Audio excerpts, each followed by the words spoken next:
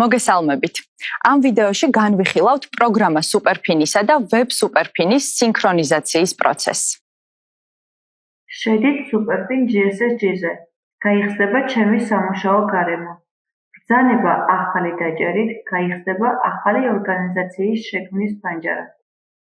SuperPin-ში გახსენით ფანჯარა ჩვენი ორგანიზაცია. ჩანართში მონაცემები იხილავთ ორგანიზაციის დასახელებას. ხოლო ჩანართში რეგისტრაციას საიდენტიფიკაციო ნომერს. მიღებული მონაცემები შეგიძლიათ დააკოპიროთ და გადაიტანოთ Web SuperPin-ის ორგანიზაციის შესაბამის როლებში. ქვეყანაში დეფოლტად მითითებულია საქართველო და დროის სარტყელში +4, ხოლო ძირითად ვალუტად აირჩიეთ ქართული ლარი. დააჭერეთ შენახვის ხილაკს და შეიქმნება ორგანიზაცია თქვენი მითითებული პარამეტრებით. გახსენით თქვენ მიერ შექმნილი ორგანიზაცია.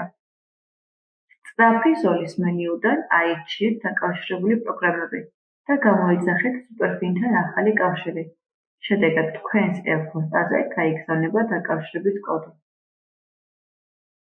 შეამოწმეთ e-პოსტა. გახსენით GSS-ის შეტყობინება და დააკოპირეთ მიღებული კავშირის კოდი.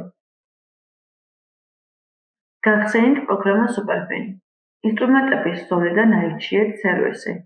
პარამეტრები. GSS-G ჩანართი. დაკავშირება კავშირის წაშლა ველში შეიტანეთ დაკოპირებული კავშირის კოდი. მონიშნეთ SuperPin GSS-G საბუთების ავტომატური სინქრონიზაცია.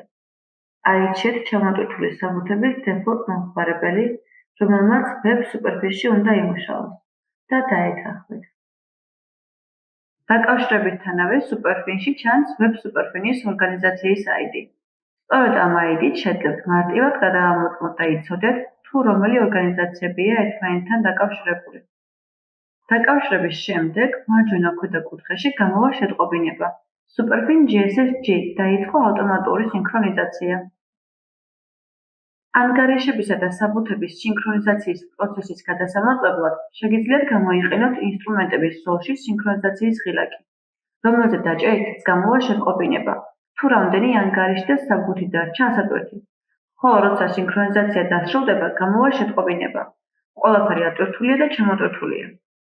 სინქრონიზაცია აქტიურია, ინფორმაცია დაცულია და თქვენი სამუშაო გარემო მზად არის გამოსაყენებლად.